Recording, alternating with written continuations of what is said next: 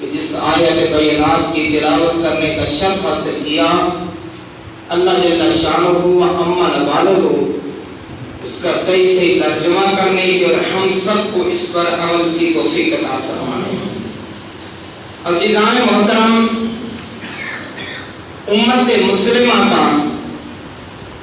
آقا نبینا علیہ السلام کی امت کا، امت محمدی کا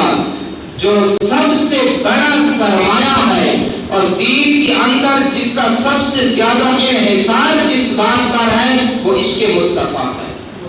کہ وہ آقا نبینا علیہ السلام کے ساتھ عشق ہے اور حضور علیہ السلام کی ذات بابرکت کے ساتھ اس کا پیار ہے۔ ایک صحابی آیا، آج عرض کرنے لگا، یا رسول اللہ صلی اللہ علیہ وسلم، میں آپ سے محبت کرنا چاہتا ہوں، میں آپ سے الفت رکھتا ہوں۔ حضور علیہ السلام نے فرمایا، جا تیرا کام نہیں، جا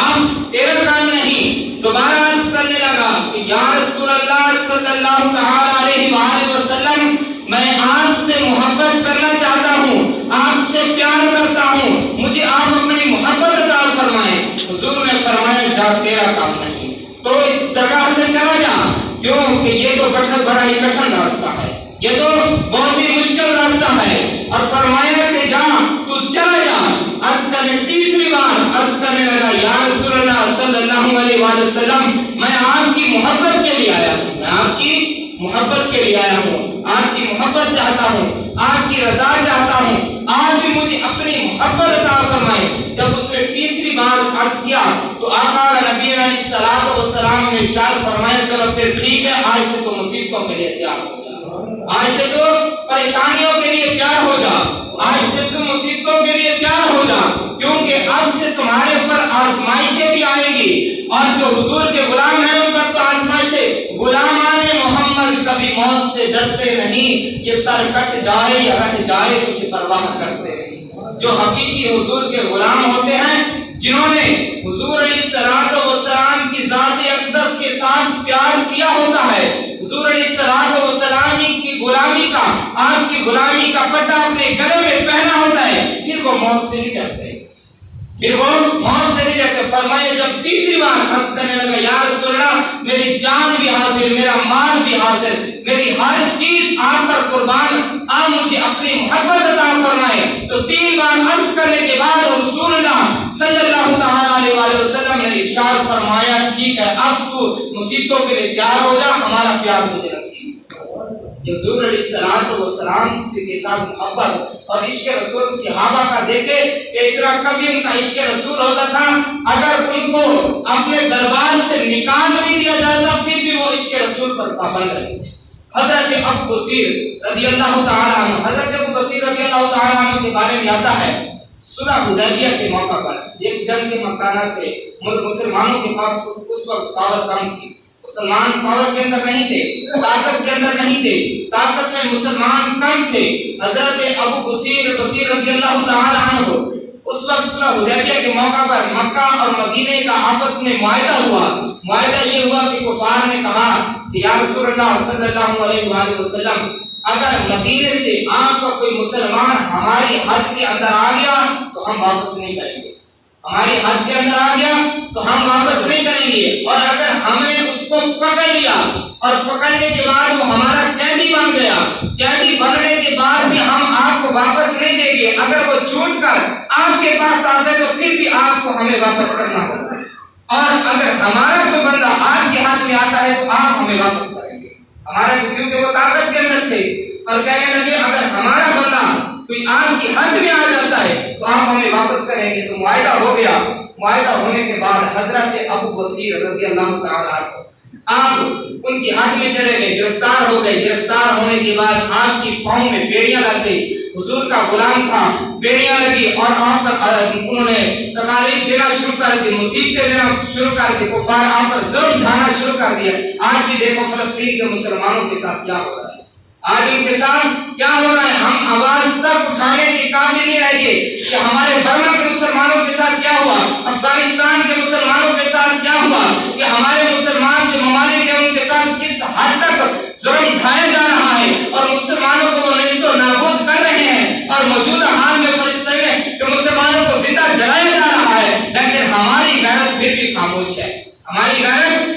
جواب میں سر نہیں اٹھایا کہ ہم تو امن کا درس چاہنے والے ہیں، ہم تو امن والے ہیں، ہم کیسے بولیں کہ مسلمانوں کے ساتھ ہاں امن کا درس اسی وقت تک دیا جاتا ہے جب بلال کعبے کی چھت پر کھڑا ہو جائے اور چھت پر کھڑا ہو کے آذان پڑھے۔ امن کا درس اس وقت ہوتا ہے، اس وقت نہیں کہ جب ہمارے مسلمان بہن بھائیوں کو کباب کی طرح بھونا جا رہا ہو اور ہمارے مسلمان بہن بھائیوں کو رونا جا رہا ہو، ہم پھر بھی امن کا درس دیتے۔ لہٰذا تو وہ جب حضرت ابو بصیر حضور کا عاشق تھا، حضور کا غلام تھا، جب ادھر پکڑا گیا تو آپ کی پاؤں میں بیڑیاں لگ گئی، آپ کی پاؤں میں بیڑیاں لگی، بیڑیاں اتنا سخت تھی کہ انہوں نے آپ کے قدموں کو اور آپ کے پاؤں کو اور آپ کی ٹانگوں کو اتنا جکڑا کہ آپ سے خون کی ندیاں یعنی خون بہنے لگ گیا۔ جب حضرت ابو بصیر کا وہ خون بہتا تو اسی طرح حضرت ابو بصیر نے ان کی قید سے جان چھڑائی۔ جان چھڑانے کے بعد حضرت ابو بصیر وہاں سے چلے اور چل کر مدینہ آئے۔ جیسے ہی مدینہ آئے تو انہوں نے اپنے 2 باشندوں کو بھیجا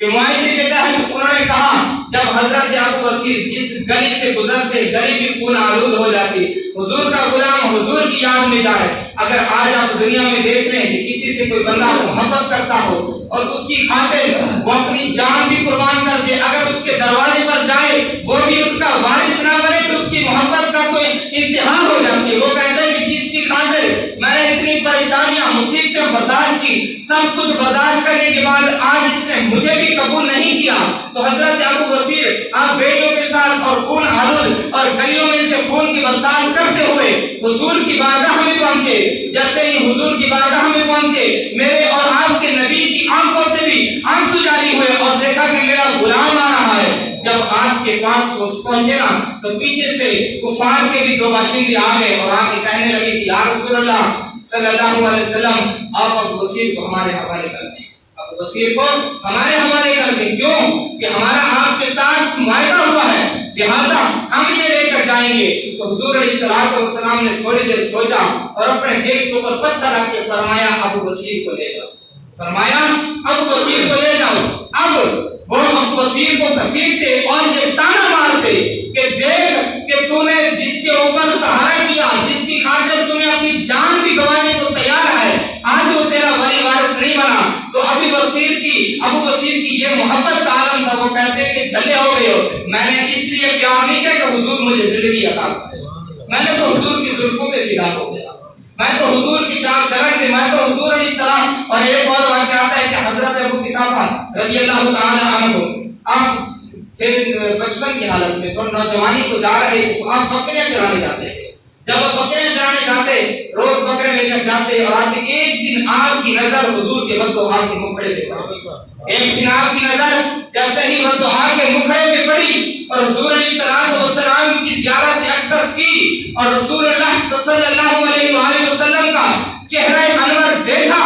آپ کی نظر پڑی تو کہیں پر دیوانے ہو گئے، عرض کرنے لگے فداک کا امی و ابی یا حبیبی یا اویسنی یا رسول اللہ صلی اللہ علیہ وآلہ وسلم۔ آپ کی جب نظر پڑی آپ کے چہرے کے اوپر، آپ جا کے بکریوں کو اپنے حال پہ چھوڑ دیتے اور آپ حضور کی بارگاہ میں چلے جاتے۔ حضرت ابو قحافہ روزانہ آتے بکریوں کو اپنے حال پہ چھوڑ دیتے اور آپ حضور کی بارگاہ میں بیٹھے رہتے، شام کو ایسے ہی بکریاں لے کے واپس چلے جاتے۔ حضرت ابو قحافہ اپنی خالہ جان یعنی کہ اپنی امی کی بہن کے پاس رہتے تھے، وہ بھی آپ کی والدہ۔ حضرت ابو قحافہ جب اپنی خالہ جان کے پاس جاتے ان کو پتہ چلا کہ یہ بندہ ابو قحافہ جاتا ہے اور روزانہ جا کے بکریاں لے کر جاتا ہے، ایسے ہی جاتا ہے، یہ تو جا کے مسلمانوں کے نبی کے پاس بیٹھا رہتا ہے، یہ تو جا کے مسلمانوں کے نبی کے پاس بیٹھا رہتا ہے۔ جب یہ انہوں نے دیکھا اور سنا تو انہوں نے کہا کہ اے ابو قحافہ سختی کے ساتھ روکا کہ آج کے بعد تمہیں ان کے پاس نہیں جانا، کیونکہ جو بھی ان کے پاس جاتا ہے وہ دیوانہ ہو جاتا ہے، کہ جو بھی حضور کے چہرے کو دیکھتا ہے، رسول اللہ کے چہرے انور کو دیکھتا ہے، وہ دیکھتے ہی دیوانہ ہو جاتا ہے۔ ان کی خالہ کہنے لگی کہ تو نے ان کی بارگاہ میں نہیں جانا، تو وہ کہنے لگا ٹھیک ہے نہیں جاؤں گا، لیکن میری بھی ایک شرط ہے۔ ٹھیک ہے آپ نے کہہ دیا کہ آج کے بعد میں ان کے پاس نہیں جاؤں گا، لیکن میری بھی البنایا و عنایا میں یہ بات موجود ہے۔ فرماتے ہیں عرض کرنے لگے کہ خالہ جان میری ایک شرط ہے۔ فرمایا کہ بتاؤ، کہنے لگی کہ بتاؤ کیا شرط ہے۔ حضرت ابو قحافہ رضی اللہ تعالیٰ عنہ فرمانے لگے کہ میری شرط یہ ہے اگر تم مجھے روکتے ہو تو ٹھیک ہے، لیکن ایک بار میرے ساتھ چل کے ان کو دیکھ تو لو وہ کیسے ہیں۔ ایک بار میرے ساتھ سارا جگ کہتی ہے جمال دنائے تیرے نچ پوے کمال دنائے چند کول جانا ایڈی بڑی گل نہیں چند کول آوے کمال دنائے کہ حضور تو ہر چیز اشارہ کرتے تو چاند بھی رکے چاند بھی مڑ جاتا چاند بھی دو ٹکڑے ہو جاتا جس چیز کو سورج کو اشارہ کرتے تو وہ بھی اثر کے مقام پہ واپس آ جاتا تو وہ عرض کرنے لگے ابو قحافہ کہ آپ میرے ساتھ ایک بار چلے تو صحیح تو آپ ایک بار دیکھ تو نہیں بعد میں مجھے روک دینا میں نہیں جاؤں گا. انہوں نے سوچا کہ یہ جو ابو قحافہ کہہ رہا ہے کیوں نہ ہم اس کی بات ہی کیوں نہ مان لیں ابو قحافہ کی بات مان لیں یہ بھی اس پر اصرار کر رہا ہے ان کے دیکھے تو صحیح وہ ہیں کیسے تو وہ جب چلے اور چل کر ان کی بارگاہ میں آپ کی خالہ آپ کے خالو جان آپ جا کر حضور علیہ الصلوۃ والسلام کی بارگاہ اقدس میں بیٹھنے کے تھوڑی دیر بعد ادب و احترام کے ساتھ ابو قحافہ نے پوچھا ہاں اب بتاؤ. وہ کہنے لگے اے ابو قحافہ اب ہم بھی ان کی زلفوں کے غلام ہو گئے اور سارا دین تو ان کے پاس ہی رہا سارا دین. اور انہوں نے کلمہ پڑھا کہ صرف حضور علیہ الصلوۃ والسلام کو دیکھا اور دیکھ کر ان پر کیا خوب سجن دیاں اکھیاں ہیں جنہیں بھر کے سہرائیاں رکھیاں کیا خوب سجن دیاں اکھیاں ہیں جنہیں بھر کے سہرائیاں رکھیاں ہیں تو اجے میرا یار نہیں تھا جنہوں ویکھ کے چل شرما اجے میرا یار نہیں تھا کہ جنہوں ویکھ کے چل شرماوے چل بھی حضور علیہ الصلوۃ والسلام کو دیکھ کر شرما جاتا. تو یہ ایسے کہ حضور علیہ الصلوۃ والسلام کا غلام حضرت ابو بصیر رضی اللہ تعالیٰ عنہ آپ کو وہ کفار جب لے کر گھسیٹ کر جا رہے ہوتے تو وہ کہتے کہ تو جس پر مان رکھتا تھا جس کی خاطر تو نے اپنی جوانی کو برباد کیا اور جس کے وہ تانے مانگنے لگے کہ جس کی خاطر تو نے اپنی ہر چیز کو ختم کر دیا آج تو وہ بھی تیرے ساتھ کھڑے نہیں ہوئے آج تو انہوں نے بھی تیرے ساتھ کندھا نہیں ملایا. جب یہ بات حضرت ابو قحافہ کو کرتے تو جب وہ حدود سے باہر نکل گئے تو حدود سے باہر نکلنے کے بعد حضرت ابو قحافہ نے سوچا کہ اب میں ان کی حدود کے باہر آ گیا. حضرت ابو قحافہ جیسے ہی باہر نکلے آپ نے ان سے تلوار چھینی ایک کو وہیں پر واسطے جہنم کیا دوسرا بھاگ گیا. آپ وہیں سے چلے اور پہاڑوں میں جنگلات میں چلے گئے وہاں پر جا کر ڈیرا بسا لیا اور یہی دل میں سوچنے لگے آپ تو مجھے مدینے سے بلاوا آئے گا تو میں مدینے میں جاؤں گا کیونکہ نہ مدینے جا سکتے تھے نہ مکے میں جا سکتے تھے کیونکہ مکے والے میں جاتے تو وہاں پر گرفتار ہو جاتے مدینے میں جاتے تو حضور کی اجازت نہیں تھی کیونکہ آپ پہلے سے کہہ دی تھے. جب یہ بات دیکھ کر آپ نے کہا کہ اب میں حضور کے بلاوے کا منتظر ہوں یا علیہ الصلوۃ والسلام کے بلاوے کا میں منتظر ہوں اور حضور علیہ الصلوۃ والسلام کے بلاوے کے انتظار میں بیٹھا ہوں کہ حضور علیہ الصلوۃ والسلام جب مجھے بلائیں گے آپ اپنے قدموں میں بلائیں گے میں اسی وقت جاؤں گا. تو اسی طرح معاملہ چلتا رہا آپ کا آخری وصال کا وقت قریب آ گیا. لکھتے ہیں فرمان حضرت امام بیہقی رحمۃ اللہ علیہ آپ لکھتے ہیں کہ حضرت ابو بصیر رضی اللہ تعالیٰ عنہ آپ کی اتنی حالت ہوگی کہ آپ شدید بیمار ہو گئے ادھر جنگ ہوتی رہی آپ شدید بیمار ہو گئے. شدید بیمار ہونے کے بعد آپ روزانہ اوپر والی چوٹی پر جا کے بیٹھ جاتے اور دیکھتے کہ کب مجھے حضور کا بلاوا آتا ہے. اتنے دکھوں میں اتنی پریشانیوں میں حضور کی آس نہیں چھوڑی. جنا دکھا تھی میں دل پر راضی سکھ اڑاتی والے دکھ قبول محمد بخشا راضی رحمت پیارے کہ دکھ قبول ہیں جو کچھ ہے تکلیف و آثار حضور کے عشق میں حضور کی محبت میں ہر چیز قبول ہے اور آپ انتظار کے لیے منتظر ہیں. آپ کی نگاہیں مدینے کی طرف جمی ہوئی ہیں کہ کب مجھے حضور کی طرف سے بلاوا آتا ہے. اسی طرح وقت چلتا رہا آپ شدید بیمار ہوتے آپ کا حال یہاں بھی آیا کہ آپ موت کے وقت پر جا گئے یا آپ کی موت کے آثار قریب آئے لیکن آپ کی روح پرواز نہیں ہوئی. وہ کیا ہے منتظر وہ حضور کی یاد میں منتظر کھڑی ہوئی کہ کب مجھے حضور کی طرف سے بلاوا آئے گا اور میں چلوں گا اور حضور کی بارگاہ میں پہنچوں گا. اتنے میں حالات ٹھیک ہوئے. جیسے ہی حالات ٹھیک ہوئے حضور علیہ الصلوۃ والسلام نے دو صحابہ کو بھیجا تو صحابیوں کو بھیجا اور فرمایا جاؤ میرا غلام فلاں جگہ پہ بیٹھا ہے اس کو میرے پاس لے کے آؤ کہ میرا غلام فلاں جگہ پہ جنگل میں بیٹھا ہوا ہے میری انتظار میں اس نے تانے بھی برداشت کیے اس نے مصیبت و آلام بھی برداشت کیے اس نے کفار کی باتوں کو بھی برداشت کیا بھوک اور پیاس کو بھی برداشت کیا ہر چیز کو برداشت کر کے آج وہ میری انتظار میں بیٹھا ہے جاؤ میرے غلام کو میرے پاس لے کے آؤ. جب لکھتے ہیں کہ صحابہ وہاں سے چلے اور حضرت ابو قحافہ رضی اللہ تعالیٰ عنہ کے پاس پہنچے تو آپ کا آخری وقت تھا آپ لیٹے ہوئے تھے، آپ کے اوپر اتنا آپ میں طاقت نہیں تھی کہ آپ اپنا ہاتھ بھی اٹھا سکتے، اور آپ کے اندر جیسے ہی انہوں نے پیغام دیا صحابہ نے آپ کے عرض کی کہ اے ابو قحافہ تجھے حضور کا سلام بھی ہو اور تجھے یاد بھی فرما رہے ہیں۔ دیکھتے ہیں امام بہقی رحمۃ اللہ علیہ فرماتے ہیں کہ حضرت ابو قحافہ اپنے دونوں ایسے ہاتھوں کو زور سے ایسے مٹھیوں کو بند کیا اور جلد سے اٹھ کر کھڑے ہو گئے کہ مجھے حضور کا پیغام آیا۔ فرماتے ہیں دوبارہ اسی جگہ پر لیٹے اور آپ کی روح پرواز ہو گئی،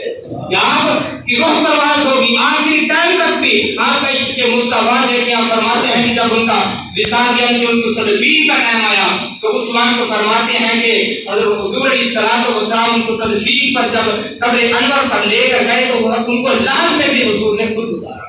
آپ کو لحد کے اندر قبر کی جو سانی بنی ہوتی ہے اس کے اندر بھی آ کر صحابہ فرماتے ہیں کہ تو صحابی نیچے ہوئے، لیکن حضور نے فرمایا یہ میرا غلام ہے اور اس نے آخر وقت تک صرف میری غلامی کی اور مجھ سے عشق کیا، مجھ سے محبت کی، آج آخر میں بھی ہم اپنے دیوانے کو تنہا نہیں چھوڑتے۔ تو اسی طرح کہ حضور علیہ الصلوۃ والسلام سے چند دیر کی تھوڑی سی آزمائش آتی ہے، تھوڑی سی پریشانی آتی ہے، حضور کی غلامی، اسی لیے پہلے میں نے واقعہ بیان کیا کہ صحابی کرتے عرض کرنے لگا یا رسول اللہ مجھے اپنی محبت عطا کرے، اپنی غلامی عطا کرے۔ حضور نے فرمایا جا تیرا کام نہیں۔ دوبارہ عرض کرنے لگا یا رسول اللہ مجھے اپنی محبت غلامی عطا کریں، حضور نے فرمایا جا تیرا کام نہیں۔ دوبارہ عرض کرنے لگا، تیسری مرتبہ جب اس نے عرض کی یا رسول اللہ مجھے اپنی غلامی عطا کریں، محبت عطا کریں، تو حضور نے فرمایا اب تیسری مرتبہ جب عرض کرنے لگا آقا علیہ الصلوۃ والسلام نے فرمایا اگر تو ہماری محبت چاہتا ہے تو مصیبتوں کے لیے تیار ہو جا، مصیبتوں کے لیے تیار ہو جا، اپنے آپ کو مصیبتوں کے لیے ہر وقت تیار رکھ، کیونکہ شہادت ہے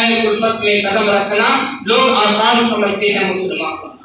شہادت پر ہے الفت میں قدم رکھنا، یہاں پر تو شہادت کے برابر ہے کہ بندہ اس میں قدم رکھے۔ اور حضور علیہ الصلوۃ والسلام کی عشق مصطفیٰ یہ نہیں کہ غلامی رسول میں موت بھی قبول، جب حضور کی عشق مصطفیٰ اور جان دینے کی یا حضور علیہ الصلوۃ والسلام کی بات کرنے کی باری آئے تو پھر ہم نظر ہی نہ آئیں، تو یہ بات نہیں کہ حضور علیہ الصلوۃ والسلام کے ساتھ پیار رکھیں تو دنیا میں بھی باوقار رکھیں، قبر کے اندر بھی باوقار ہوگا۔ اللہ تبارک و تعالیٰ ہمیں